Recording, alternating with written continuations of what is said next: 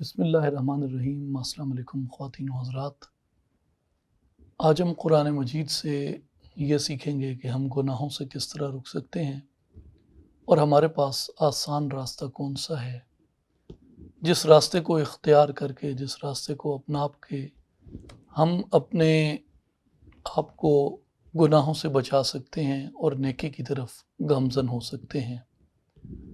اس کے کئی راستے قرآن مجید میں بیان ہوئے ہیں،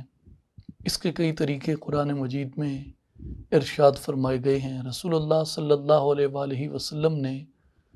جن لوگوں کی عملاً تربیت فرمائی اپنی خدمت میں رکھ کے، اور ان لوگوں نے آگے جن تابعین کو تیار کیا، ان کا طریق عمل اس سارے علم کی وضاحت کرتا ہے، اس راستے کو روشن کرتا ہے کہ کس طرح انسان گناہوں سے بچ سکتا ہے اور نیک اعمال کی زندگی گزار سکتا ہے۔ اس کے لیے قرآن مجید میں ایک چیز بیان ہوئی ہے جس کی طرف بہت سے بزرگان دین نے توجہ دلوائی ہے، اور وہ یہ کہتے ہیں کہ اگر انسان قرآن کریم کے اس پہلو کو سمجھ لے، اس کے اندر غور کر لے، تو انسان کے وجود میں اللہ تعالیٰ کا خوف بھر جاتا ہے۔ جب اس کا خوف بھر جاتا ہے تو انسان اس کے خوف کی وجہ سے گناہ کے قریب نہیں جاتا اور نیکی کے لیے ہر وقت کوشش کرتا رہتا ہے۔ ایسی کون سی چیز ہے جو اگر انسان کو سمجھ آ جائے تو انسان گناہ سے خود بخود باز آ جاتا ہے؟ اس کی ایک سادہ معاشرتی مثال یہ دی جاتی ہے کہ اگر ایک چیز جس کو معاشرتی طور پہ، قانونی طور پہ، اخلاقی طور پہ، شرعی طور پہ معاشرے کے اندر کنسیڈر کیا جاتا ہو کہ یہ چیز اچھا فعل نہیں ہے، اور کوئی شخص اگر اس طرح کا فعل سر انجام دے رہا ہو تو وہ ادھر ادھر دیکھتا ہے۔ خاص طور پہ ہم عمومی برائیوں کی بات کرتے ہیں کہ اگر دو لڑکے کسی جگہ کوئی ایسا غلط کام، چوری چکاری اس طرح کا کرنے لگیں تو وہ ادھر ادھر دیکھتے ہیں کہ ہمیں کوئی دیکھ تو نہیں رہا۔ اگر انہیں کوئی چھوٹا سا بچہ بھی دیکھ رہا ہو تو وہ اس کام کے کرنے سے رک جاتے ہیں۔ اس لیے اس کی جو حکمت بیان کی گئی ہے، حکمت اس کی یہ بیان کی گئی ہے کیونکہ ان کو کوئی دیکھ رہا ہے، ان کا وہ عمل، ان کا یہ کام کسی کے علم میں ہے، کوئی اس کو جانتا ہے۔ اس لیے بزرگان دین یہ کہتے ہیں کہ قرآن کریم میں جب آپ غور کریں، جب آپ قرآن کو تفسیر سے پڑھیں، جب آپ قرآن کو ترجمہ سے پڑھیں، تو قرآن کے اندر جو چھوٹی چھوٹی حکمت آمیز چیزیں بیان کی جاتی ہیں، ان کے اندر غور کیا جائے، ان کے اندر تدبر کیا جائے، سوچ کا پہلو ان میں انسان اختیار کرے تو خود بخود چیزیں ریویل ہوتی ہیں، حجابات ہٹ جاتے ہیں۔ ان میں جو چیز بیان کی گئی ہے اس کو علم الہی کہتے ہیں کہ اللہ تعالیٰ کا علم اگر بندہ سمجھ لے، خیر اس کا علم کون سمجھ سکتا ہے، کس کی بساط ہے، کس کی اوقات ہے، کس کی حیثیت ہے کہ اس کے علم کو سمجھ سکے، لیکن اس نے جس طرح اپنے علم کی بارے میں ہمیں رہنمائی اور روشنی عطا فرمائی ہے، آئیے قرآن کریم میں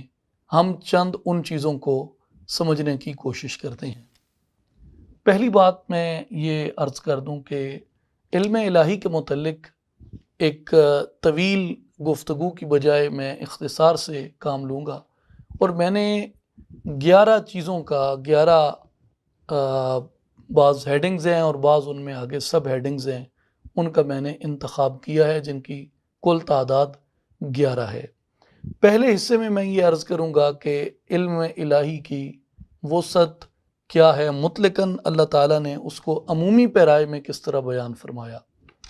دوسرا، ہم اس میں یہ جاننے کی کوشش کریں گے کہ ہمارے اعمال کے بارے میں قرآن مجید میں علم الہی کو کس طرح بیان کیا گیا۔ اور تیسرا،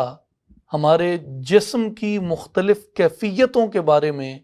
قرآن مجید ہمیں علم الہی سے کس طرح روشناس کرواتا ہے۔ پہلی چیز یہ کہ قرآن مجید میں اللہ تعالیٰ نے ایک عمومیت کے ساتھ چیز بیان فرمائی ہے کہ وَاعْلَمُوا ان اللہ بکل شیء علیم، اور جان لو تم کہ اللہ تعالیٰ سب کچھ جانتا ہے۔ اس میں ہر ایک چیز، جس کو آپ شے سمجھتے ہیں، جس کو آپ چیز سمجھتے ہیں، جس کو آپ کوئی بینگ سمجھتے ہیں، جس کی آپ ایگزسٹنس کے قائل ہیں، جو آپ کے خیال میں کوئی چیز موجود ہو سکتی ہے، اللہ تبارک و تعالیٰ اس چیز کے بارے میں ارشاد فرماتے ہیں ان اللہ بکل شیء علیم، ہر وہ چیز جو ایگزسٹ کرتی ہے، چاہے تم اس کا علم رکھو، چاہے تم اس کا علم نہ رکھو، چاہے تم اس کے بارے میں جانتے ہو، چاہے تم اس کے بارے میں نہیں جانتے، اللہ تعالیٰ اس سب کو جانتا ہے۔ دوسری آیت سورہ طلاق کی، قرآن مجید کی ہماری رہنمائی کرتی ہے وَأَنَّ اللَّهَ قَدْ أَحَاطَ بِكُلِّ شَيْءٍ عِلْمًا، اور اللہ کا علم ہر چیز کو محیط ہے۔ یہ پہلی چیز ہمیں اپنے ذہن کے اندر رکھنی چاہیے کہ وہ اشیاء جن کو ہم جانتے ہیں یا نہیں جانتے، جن کو ہماری ٹیکنالوجی جانتی ہے یا نہیں جانتی، جن کو ہماری میتھمیٹیکل کیلکولیشنز آج تک ڈسکور کر پائی ہیں یا نہیں کر پائی، اللہ تعالیٰ ان سب چیزوں کو جانتا ہے اور اس کا علم ان سب چیزوں کو محیط ہے۔ یہ ایک بڑے آپ اس کو کہہ سکتے ہیں کہ کھلے پیرائے میں وسعت بیان کے ساتھ اس چیز کو بیان کیا۔ آگے اس کو مزید اسپیسیفائی کیا جاتا ہے، یعنی چونکہ ہم اپنی دنیا کو دو حصوں میں تقسیم کرتے ہیں، یعنی فرض کیا، ویسے تو ڈائمینشنز بہت ہیں، لیکن جو عمومی انسانی علم کا دائرہ رہا ہے جس میں لوگ بیان کرتے رہے ہیں، ان میں ہم کہتے ہیں زمین و آسمان۔ تو اللہ تبارک و تعالیٰ نے اس چیز کو بھی بیان فرمایا، قال ربی یعلم القول فی السماء والارض وہو السمیع العلیم، نبی نے فرمایا میرا رب جانتا ہے آسمانوں اور زمین میں ہر بات کو، اور وہی ہے سنتا اور جانتا۔ یہ سورہ الانبیاء کی آیت ہے، اور سورہ المائدہ میں قرآن مجید ہمیں بتاتا ہے ان اللہ یعلم ما فی السماوات وما فی الارض وان اللہ بکل شیء علیم، اللہ جانتا ہے جو کچھ آسمانوں میں ہے اور جو کچھ زمین میں ہے، اور یہ کہ اللہ تعالیٰ سب کچھ جانتا ہے۔ یعنی پہلے مطلقاً ایک چیز کو بیان کیا عموم کے ساتھ کہ وہ ہر چیز کو جانتا ہے، پھر اس کو مزید اسپیسیفائی کیا کہ زمین و آسمان میں جو کچھ بھی ہے اللہ تعالیٰ اس سب کو جانتا ہے۔ پھر انسانی عقل کو مزید اللہ تبارک و تعالیٰ نے یہ رہنمائی عطا فرمائی کہ یہ بات صرف ایک اس کے عموم کی نہیں ہے،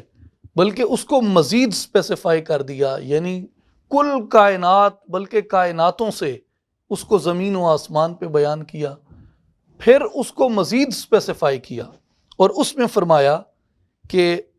وَيَعْلَمُ مَا فِي الْبَرِّ وَالْبَحْرِ، اگر آپ زمین پہ رہتے ہیں اور صرف زمین کے بارے میں ہی سوچتے ہیں اور زمین کو ہی جاننا سمجھنا چاہتے ہیں، تو یاد رکھو وَيَعْلَمُ مَا فِي الْبَرِّ وَالْبَحْرِ، جو کچھ خشکی میں ہے اور جو تری میں ہے وہ اس سب کو جانتا ہے۔ یعنی خشک و تر کی کوئی چیز، تم سمندروں میں چلے جاؤ یا تم خشکی کے اوپر رہو، زمین کے خشک حصے کے اوپر، یہ جو ہمارا پلینٹ ارتھ ہے، اس میں تم جہاں کہیں بھی ہو اللہ تعالیٰ اس سب سے واقف ہے۔ موسم کسی طرح کا ہو، کوئی ویدر کنڈیشن ہو، وہ بیابان ہیں، وہ مرغزار ہیں، وہ صحرا ہیں، وہ سمندر ہیں، وہ پہاڑ ہیں، وہ خشک پہاڑ ہیں، وہ ہرے بھرے پہاڑ ہیں، وہ برف سے ڈھکے ہوئے پہاڑ ہیں، وہاں انسانی آبادی موجود ہے، وہاں انسانی آبادی کا امکان ہے، یا وہاں انسانی آبادی کا امکان بھی نہیں ہے، کسی بھی طرح کی ویدر کنڈیشن ہے، اللہ تعالیٰ ہر اس مقام سے، ہر اس چیز سے واقف ہے جو ایگزسٹ کرتی ہے۔ یہ بیان کر کے پھر اس کو مزید اسپیسیفائی کیا، اور بھی زیادہ اس کو اللہ تعالیٰ نے اسپیسیفائی کرتے ہوئے بیان فرمایا وَمَا تَسْقُطُ مِن وَرَقَةٍ إِلَّا يَعْلَمُهَا، ولا حبۃ فی ظلمات الارض، اور وہ اسے جانتا ہے، اور جو پتا گرتا ہے وہ اسے بھی جانتا ہے، اور نہ کوئی دانہ جو زمین کی اندھیریوں میں موجود ہے، اور نہ کوئی تر اور نہ کوئی خشک ایسا ہے جو کہ روشن کتاب میں نہ لکھا ہوا ہو۔ یعنی ولا حبۃ فی ظلمات الارض ولا رطب ولا یابس الا فی کتاب مبین، جو پتا گرتا ہے وہ اسے بھی جانتا ہے، اور کوئی دانہ نہیں زمین کی اندھیریوں میں، اور نہ کوئی تر اور خشک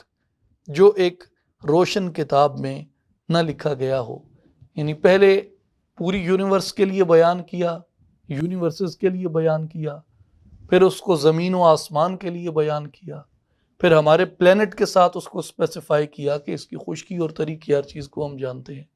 پھر بیان فرمایا کہ اگر ایک پتا بھی گرتا ہے ہم اس پتے کا بھی علم رکھتے ہیں، اور زمین کی اندھیریوں میں، اس کی تہوں میں، اس کی ظلمات میں اگر کوئی دانہ ہے ہم وہ بھی جانتے ہیں، جو خشک ہے ہم اسے بھی جانتے ہیں، اور جو تر ہے ہم اسے بھی جانتے ہیں۔ سب کچھ ایک کتاب مبین کے اندر موجود ہے۔ اب یہ بات تھی جو اس کے علم کی وسعت ہے ان کائناتوں کے بارے میں اور ہر چیز کے بارے میں اسپیسیفکلی۔ اب آ جائیں انسانی اعمال کی طرف۔ انسانی اعمال کی طرف قرآن مجید ہماری توجہ دلاتے ہوئے ہمیں یہ بتاتا ہے کہ واللہ یعلم اعمالکم، تمہارے جتنے بھی اعمال ہیں اللہ تمہارے ہر ایک عمل کو جانتا ہے، کوئی تمہارا عمل اس کے علم سے مخفی نہیں ہے۔ پھر اس کو ایک دائرے میں مزید خاص کیا گیا، اس کے لیے قرآن مجید سورہ محمد میں بیان فرماتا ہے واللہ یعلم متقلبکم ومثواکم، اور اللہ جانتا ہے دن کو تمہارا پھرنا اور رات کو تمہارا آرام لینا۔ اس سب کو اللہ تعالیٰ جانتا ہے۔ یعنی تم اگر کوشش و کاوش کر رہے ہو، جاگ رہے ہو، چل پھر رہے ہو، تو جان رکھو وہ بھی اللہ کے علم میں ہے، اور جو تم رات کو آرام لیتے ہو وہ بھی اللہ کے علم میں ہے۔ اور اس کو مزید اسپیسیفائی کیا گیا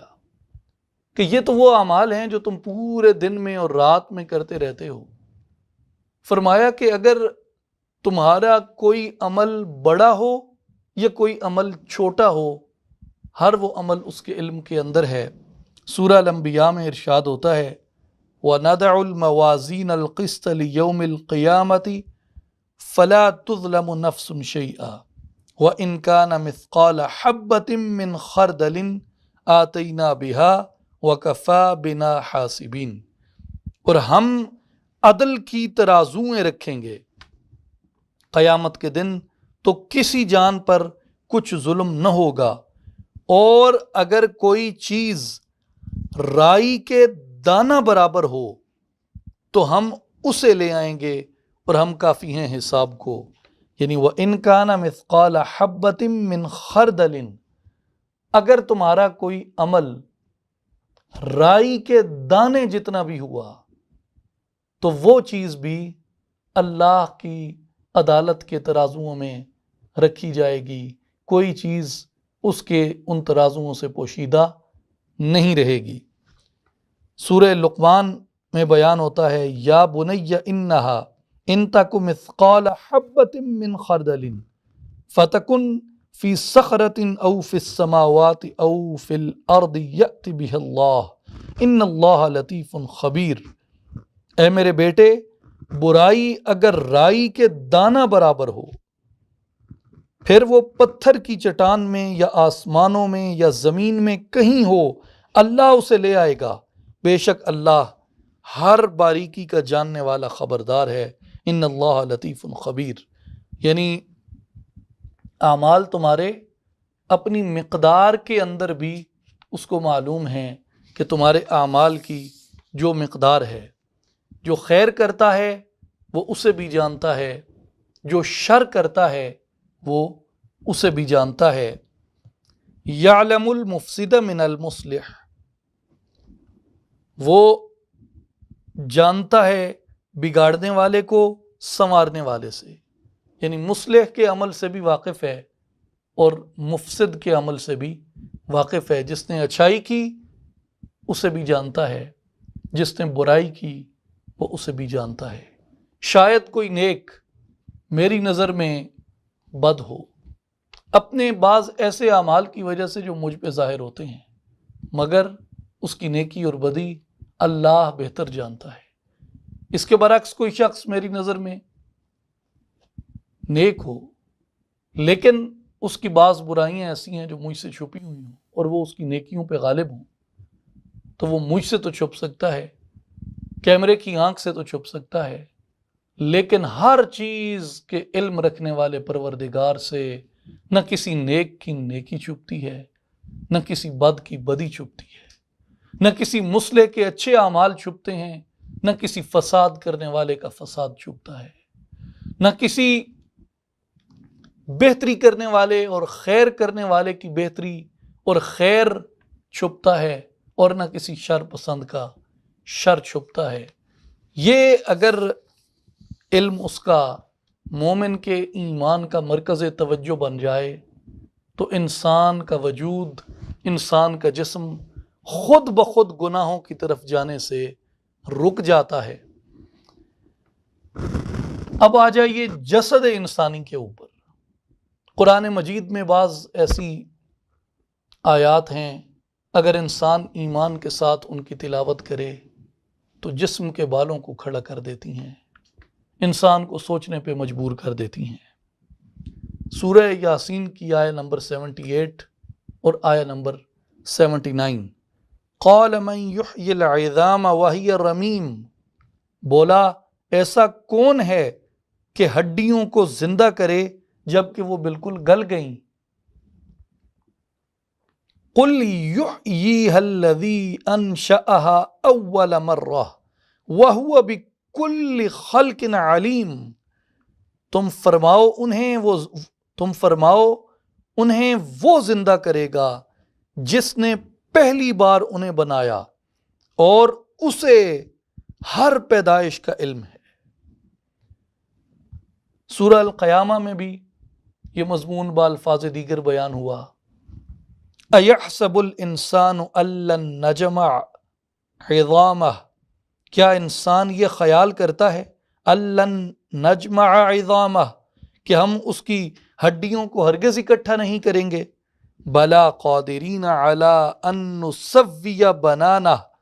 کیوں نہیں، ہم اس پر قادر ہیں کہ اس کی انگلیوں کے ایک ایک جوڑ کو پوروں سمیت درست کر دیں۔ ہمارے علم میں ہر چیز کی مقدار ہے، انسانی جسم کی ہڈیوں کی مقدار ہے، کیا چیز ایسی ہے جو اس کے علم سے پوشیدہ ہو؟ یہ بنیادی طور پہ انہی آیات سے حضرت امام غزالی رحمۃ اللہ علیہ اور دیگر متکلمین نے ان گمراہ فرقوں کا رد کیا تھا جو حشر اجساد کے قائل نہ تھے، کہ جس کو قرآن مجید نے بڑی وضاحت کے ساتھ بیان کیا ہے کہ حشر جب ہوگا تو اجساد کھڑے کیے جائیں گے۔ تو لوگوں نے اس کا انکار کیا اور انہوں نے کہا کہ یہ ایک خیالی بات ہے، قرآن نے محض استعارات کا استعمال کیا ہے۔ تو ان آیات سے علماء حق نے ان لوگوں کا رد کیا کہ قرآن مجید یہ صراحت کے ساتھ بیان کرتا ہے کہ ہڈیوں کی کیا مقدار ہے، یہ سب اس کے علم میں ہے، اور وہ قدرت رکھتا ہے اس بات کے اوپر کہ انگلیوں کے ایک ایک جوڑ کو پوروں سمیت درست کر دے۔ نہ اس کے علم سے انکار کیا جا سکتا ہے اور نہ اس کی قدرت سے انکار کیا جا سکتا ہے۔ اب قرآن مجید اس کی مزید باریکی بیان کرتا ہے۔ یہ تو تھی پورے جسد کی، پورے ڈھانچے کی بات کہ اس کی مقدار اس کے علم میں ہے۔ پھر فرمایا یعلم خائنۃ الاعین، اگر کوئی آنکھ خیانت کرتی ہے، اگر کوئی آنکھ خیانت کرتی ہے تو وہ آنکھ کی خیانت سے بھی واقف ہے۔ ہم عام طور پہ سمجھتے ہیں کہ امانت صرف زر کی صورت میں ہوتی ہے، دولت کی صورت میں ہوتی ہے، روپے پیسے کی صورت میں ہوتی ہے، ڈالر پاؤنڈ یورو کی صورت میں ہوتی ہے، دینار درہم اشرفی کی صورت میں ہوتی ہے۔ ہم یہ سمجھتے ہیں کہ شاید وہ کسی اس طرح کی ٹھوس، یعنی جس کی مالیت کی کوئی مقدار ہوتی ہے، ان چیزوں کو امانت کہا جاتا ہے، یا کسی کے پاس کوئی کاغذات اگر امانت رکھواتا ہے تو وہ بھی امانت ہوتی ہیں۔ قرآن مجید کہتا ہے کہ اگر آنکھ بھی کوئی خیانت کرتی ہے تو وہ اسے جانتا ہے۔ ہمیں غور کرنا چاہیے کہ آنکھ کی خیانت کیا ہے۔ آنکھ کی خیانت یہ ہے کہ ہر وہ چیز جو مجھ پہ حرام کی گئی ہے، میں اس کی عصمت کے اندر مداخلت کروں، اس کی پرائیویسی کے اندر مداخلت کروں۔ مثال کے طور پہ ایک شہر ہے، آبادی ہے، وہاں سے گاڑی گزرتی ہے، ایک شخص اپنی فیملی کے ساتھ، اپنی بہنوں کے ساتھ، بیٹیوں کے ساتھ، بیوی کے ساتھ سفر کر رہا ہے۔ جب وہ وہاں سے گزرتا ہے تو جتنے لوگ ارد گرد بیٹھے ہوتے ہیں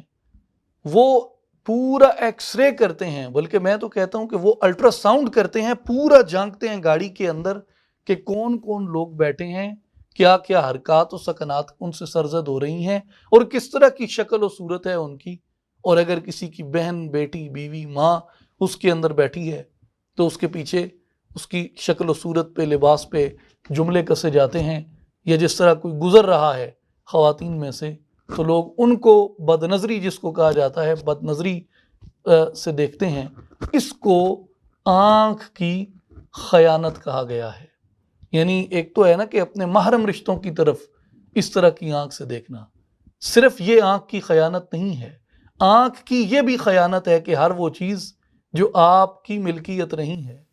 جو کسی دوسرے کی عزت ہے، کسی دوسرے کی آبرو ہے، کسی دوسرے کی عصمت ہے، اس کی طرف اس طرح کی میلی نگاہ دیکھنا، اس طرح کی بد نظری کرنا۔ قرآن کہتا ہے کہ یعلم خائنۃ الاعین، وہ آنکھ کی خیانت کو بھی جانتا ہے۔ یہ چھوٹے سے چھوٹا عمل ہے جو آنکھ کرتی ہے، بظاہر کسی کو معلوم نہیں ہوتا، بظاہر کسی دوسرے کے علم میں نہیں ہوتا کہ اس نے کس طرف دیکھا ہے، لیکن اللہ تعالیٰ فرماتا ہے کہ یہ بات ہمارے علم سے مخفی نہیں ہوتی، ہم آنکھ کی خیانت کرنے والے کو بھی اس کی خیانت سے جانتے ہیں۔ پھر پیٹ میں کیا چھپا ہے؟ اللہ یعلم ما تحمل کل انثی وما تغید الارحام وما تزداد وکل شیء عندہ بمقدار۔ اللہ جانتا ہے جو کچھ کسی مادہ کے، یعنی فیمیل کے پیٹ میں ہے، اور پیٹ جو کچھ گھٹتے بڑھتے ہیں، اور ہر چیز اس کے پاس ایک مقدار کے ساتھ موجود ہے۔ وَيَعْلَمُ، یہ سورہ رعد کی آیت تھی، اب سورہ لقمان میں ارشاد ہوتا ہے وَيَعْلَمُ مَا فِي الْأَرْحَامِ، اور جانتا ہے وہ جو کچھ ماؤں کے پیٹ کے اندر ہے، یعنی وہ چیز جو آپ کی، میری، عام لوگوں کی آنکھ کے سامنے پردہ ہے، اللہ تبارک و تعالیٰ یہ ہمیں آگاہی عطا فرماتے ہیں کہ جو کچھ بھی کسی مادہ کے پیٹ کے اندر ہوتا ہے اس کی مقدار، ہر چیز اس کی بارگاہ میں معلوم ہے۔ پھر یہ تو وہ ہے کہ وہ ایک مادہ چیز اس کے اندر موجود ہوتی ہے، یعنی وہ ٹھوس ہو یا مائع ہو، جس بھی صورت کے اندر ہو۔ ایک ایسی چیز ہے جو بظاہر اس طرح کی ٹھوس یا مائع طرح کی کسی چیز سے، یعنی وہ لیکوڈ یا اس طرح کی چیز سے تعلق نہیں رکھتی، بلکہ صرف دنیا خیال کے اندر موجود ہوتی ہے۔ قرآن مجید اسے بھی بیان فرماتا ہے، قل ان تخفوا ما فی صدورکم او تبدوہ یعلمہ اللہ، تم فرما دو اگر تم اپنے دل کی بات چھپاؤ یا ظاہر کرو، اللہ کو سب معلوم ہے کہ جو تمہارے دل میں ہے تم نے کہہ دیا، اللہ وہ بھی جانتا ہے، اور جو تم نے نہیں کہا اللہ وہ بھی جانتا ہے۔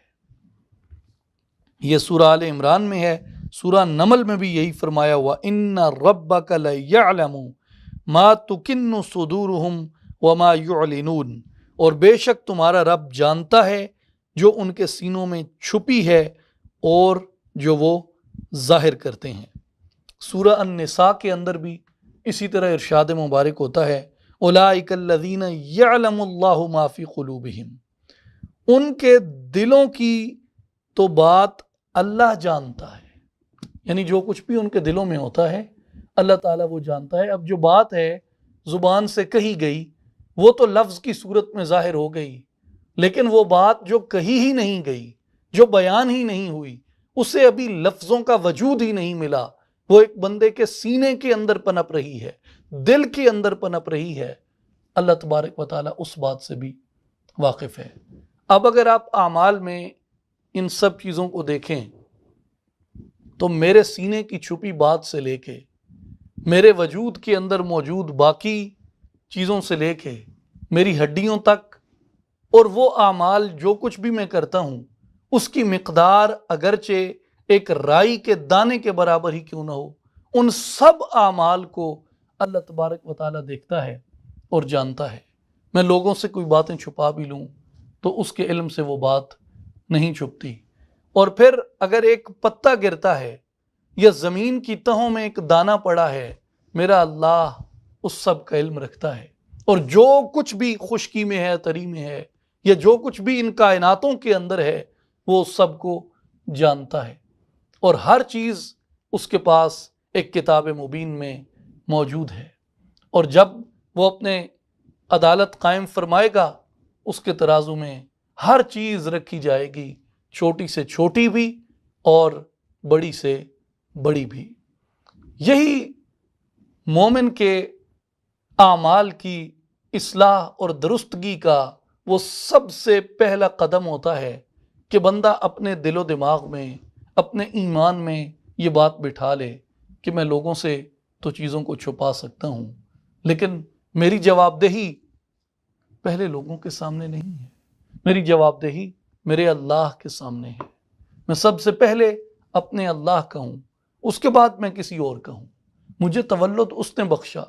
مجھے ظہور اس نے دیا، مجھے سانسیں اس نے دیں، مجھے بدن اس نے دیا، مجھے آنکھیں اس نے دیں، مجھے زبان اس نے دی، مجھے کان اس نے دیے، مجھے ہاتھ پاؤں اس نے دیے، مجھے سوچنے سمجھنے کی صلاحیت اس نے عطا فرمائی ہے۔ اس لیے کہ میں اس سے پہلے کہ کسی اور کا ہوں، میں سب سے پہلے اپنے اللہ کا ہوں، اور میں جو کچھ بھی کرتا ہوں، میں جو کچھ بھی کہتا ہوں، میں جو کچھ بھی سوچتا ہوں، میں جو کچھ بھی عمل سر انجام دیتا ہوں، جو کھاتا یا پیتا ہوں، حلال یا حرام اختیار کرتا ہوں، اس سب کے لیے میں اس سب سے بڑے علم والے کے سامنے میں نے پیش ہونا ہے اپنا نامہ اعمال لے کے۔ اس لیے اگر میں کہیں تنہائی میں بیٹھا ہوں